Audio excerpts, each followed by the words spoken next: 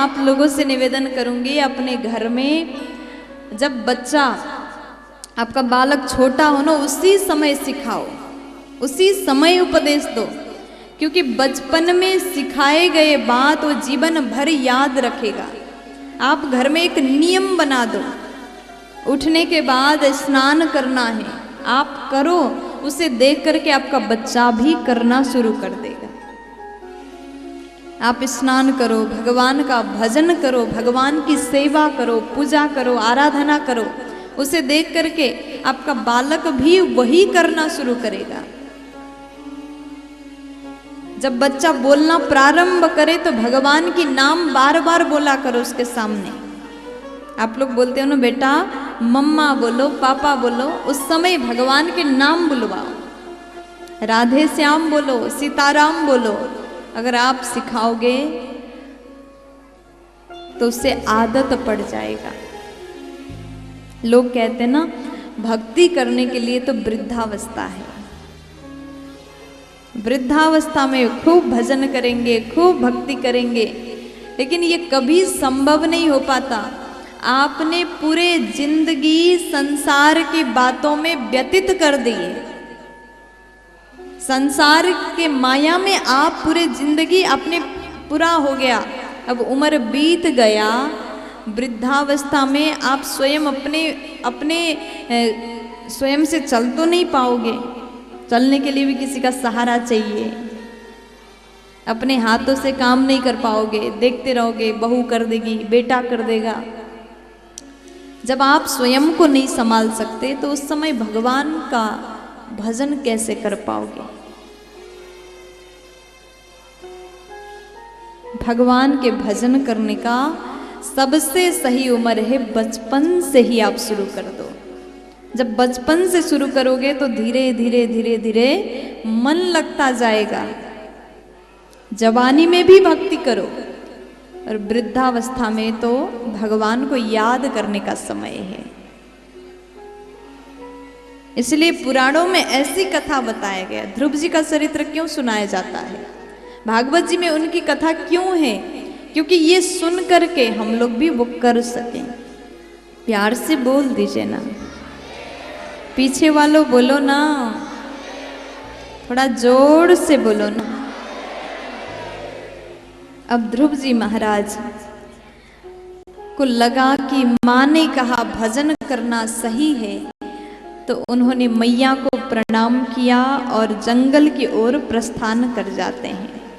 ध्रुव जी महाराज जैसे जंगल की ओर जाने लगे, नारद जी महाराज ने देख लिया, नारद जी महाराज प्रकट हो गए, वहां आ गए।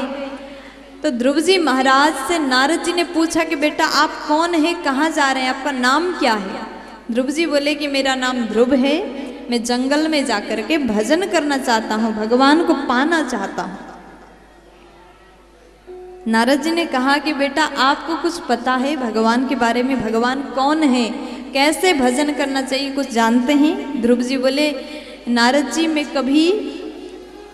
मैं कभी विद्यालय नहीं गया, मैंने कुछ ज्ञान प्राप्त नहीं किया, इसलिए मुझे तो कुछ नहीं पता, आप सिखा दीजिए।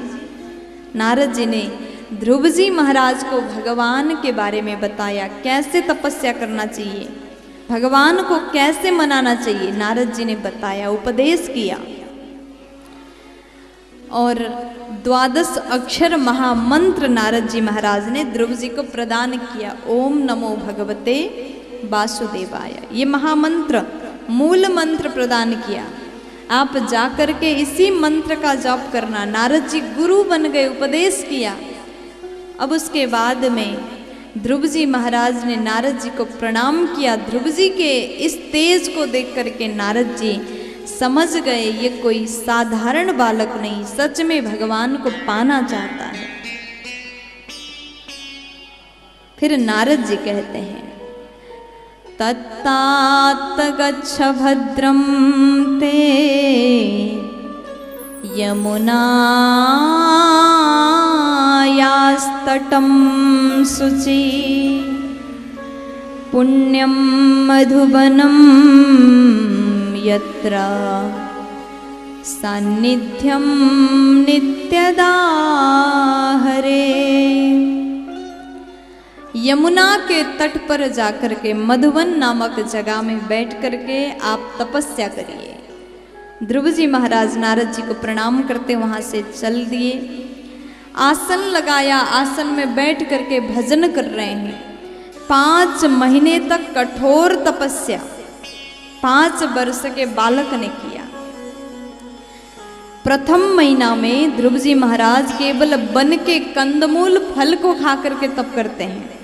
3-3 दिन के अंतर में एक बार खाते हैं। फिर भी भगवान नहीं आए। दूसरा महीना प्रारंभ हुआ तो वन के सूखे पत्ते को खा करके तपस्या किया, फिर भी भगवान ने दर्शन नहीं दिया। जैसे तीसरा महीना प्रारंभ हुआ, 9-9 दिन के अंतर में मात्र जलपान करके तप किया, फिर भी दर्शन नहीं हुआ। चौथा महीना जैसे प्रारंभ होता है, 12 दिन के अंतर में ध्रुव जी महाराज ने केवल हवा पान करके तपस्या किया, फिर भी भगवान ने दर्शन नहीं दिए। और जैसे 5वां महीना प्रारंभ होता है, ध्रुव जी महाराज ने अपने श्वास को तक रोक करके तपस्या किया, लेकिन फिर भी भगवान ने दर्शन नहीं दिए। उसके बाद में क्या हुआ, स्वर्ग के देवता लोग कहते हैं कि प्रभु आप क्या कर रहे हैं। भगवान से बोले, आप क्या कर रहे हैं? छोटा सा बच्चा, 5 साल का बालक आपको पाने के लिए इतना कठोर तपस्या कर रहा है, और आपके भीतर थोड़ा सा दया नहीं है क्या? आप जल्दी से जाकर के दर्शन क्यों नहीं देते? वो देखो कितना कष्ट में है, कितना दुख में है, कितना परेशान हो रहा है, आप यहाँ बैठे आराम से। उसके बाद भगवान नारायण कहते हैं कि देखो देवताओं, मेरा 5 साल का भक्त जो है वो जिस प्रकार से मुझे याद कर रहा है, जिस भाव से मेरी भजन कर रहा है, जिस त्याग के साथ में तपस्या कर रहा है, उसे देख करके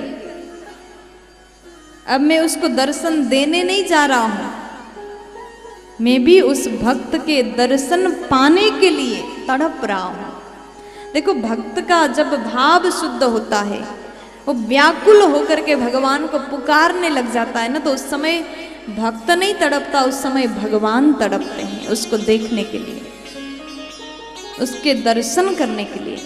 आज भगवान को लग रहा है मैं कब जाकर के दर्शन करूं उस भक्त का। तुरंत भगवान ध्रुव जी महाराज के सामने प्रकट हो जाते हैं, लेकिन ध्रुव जी ने आंख खोल करके नहीं देखा। भगवान सोच रहे मैं सामने खड़ा हूं और वो नेत्र बंद करके बैठा है। उसके बाद भगवान ने सोचा कि ध्रुव के भीतर हृदय में जो मेरा छवि है, जब तक वो छवि नहीं हटेगा तब तक एक आंख खोलने वाला नहीं है। जैसे ध्रुव जी के अंतर हृदय से अपना छवि भगवान ने हटाया, ध्रुव जी व्याकुल हो गए। जैसे आंख को ध्रुव जी खोलते हैं, सामने साक्षात भगवान का दर्शन हुआ। बोलिए नारायण भगवान की जय हो। ऐसे ध्रुव जी महाराज को साक्षात भगवान ने दर्शन दिए। उसके बाद में ध्रुव जी महाराज खड़े हो जाते हैं, फिर लेट करके साष्टांग दंडवत किया, प्रणाम किया। अब हाथ जोड़ करके ध्रुव जी खड़े हैं। उनको लग रहा है भगवान तो आ गए, मैंने तपस्या किया, प्रभु खुश होकर के दर्शन भी दिए, केवल 5 महीने में भगवान आए।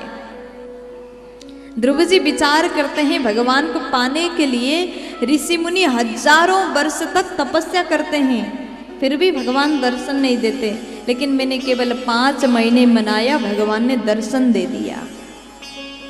ध्रुव जी महाराज सोचते हैं अब कैसे मैं स्तुति करूं, भगवान के सामने मैं क्या बोलूं, मैं तो कभी कुछ पढ़ाई नहीं किया, कुछ ज्ञान नहीं है, कैसे भगवान का प्रार्थना करूं, कैसे स्तुति करूं। भगवान ध्रुव जी के उस भाव को समझ गए और शंख ध्रुव जी के कपोल में स्पर्श कराया। ध्रुव जी को समस्त ज्ञान हुआ और उन्होंने हाथ जोड़ करके सुंदर श्लोक से स्तुति किया।